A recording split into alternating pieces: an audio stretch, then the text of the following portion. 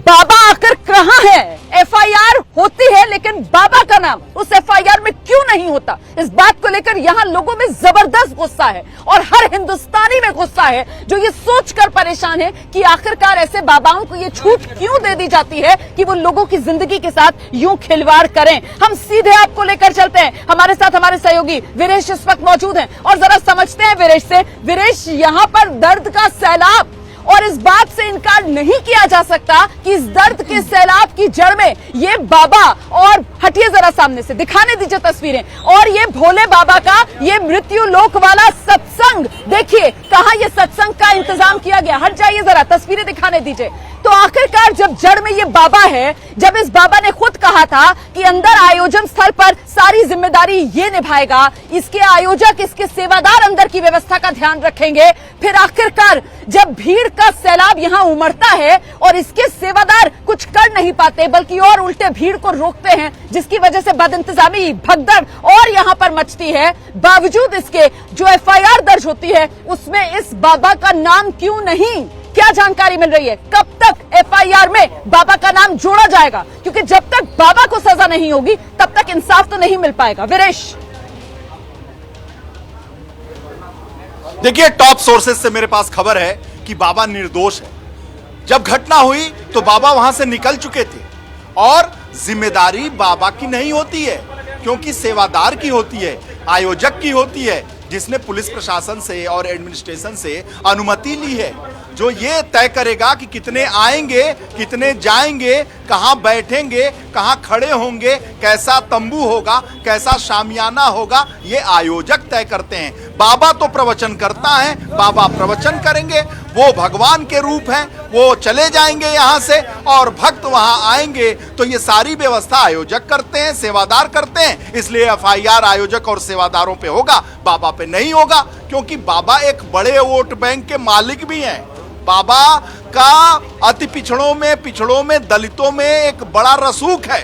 बसपा के शासन काल में लोग टिकट मांगने आते थे बाबा के यहाँ, और अखिलेश यादव के जमाने में भी, समाजवादी पार्टी के जमाने में भी बाबा का रसूख रहा। ये जो ब्रज क्षेत्र है, यहाँ पर बाबा का काफी दखल है और वो दलितों में, पिछड़ों में, अति पिछड़ों में खासकर बहुत दखल है उनका, और ऐसे में बाबा पे हाथ डालना आसान नहीं है। इसलिए बाबा अभी गिरफ्त से बाहर हैं। आयोजक तो गिरफ्त में आएंगे, लेकिन मुख्यमंत्री ने इस बात को कहा है कि कोई भी दोषी बख्शा नहीं जाएगा। लेकिन बाबा की जिम्मेदारी होती है कि बाबा, जिनके अनुयायी लाखों में हैं और आकर उनके प्रवचन को सुन रहे हैं और इस लौकिक जीवन में शांति प्राप्त कर रहे हैं, बाबा का नैतिक बल अगर होता तो वो सामने आते। सैकड़ों की संख्या में उनके भक्त रो रहे हैं, बिलखिला रहे हैं और मर गए हैं, तो ऐसे में नैतिकता क्या कहती है? लेकिन बाबा बहुत ही आधुनिक मिजाज के हैं। बाबा टाई सूट लगाते हैं, बाबा लग्जरी गाड़ियों में चलते हैं, उनके सुरक्षा कर्मियों की जो हाइट है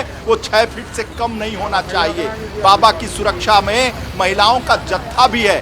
बाबा अपने आप में एक लौकिक बाबा हैं, तो ये बाबा हैं, इसलिए बाबा का रसूख भी है, और रसूख भी है तो लाखों भक्त हैं, वो चुनाव को भी डिसाइड करते हैं, प्रभावित करते हैं। इसलिए बाबा पे हाथ डालना इतना आसान नहीं होगा। डिसाइड करते हैं, लाखों भक्त हैं। नहीं भूलना चाहिए कि उत्तर प्रदेश में ये योगी का राज है, और उत्तर प्रदेश में योगी का राज मतलब कानून व्यवस्था का राज है, और ऐसे में दोषी जो भी होगा वो बख्शा नहीं जाएगा। आम जनता उत्तर प्रदेश के मुख्यमंत्री योगी आदित्यनाथ के राज में कम से कम इतनी उम्मीद तो जरूर रखती है, और ऐसे में हम यकीन से कह सकते हैं कि सरकार जो है वो इस मामले में जल्द से जल्द एक्शन लेगी। ऐसा विश्वास इस समय उत्तर प्रदेश के लोगों को है, और ऐसी आस इस समय उत्तर प्रदेश के लोगों को योगी आदित्यनाथ से है। मैं एक बार फिर से जरा तस्वीरें आपको दिखाती हूं, क्योंकि ये वो जगह है जहां पर भगदड़ हुई। यहां पर फिसलते हुए चले गए एक के बाद एक श्रद्धालु,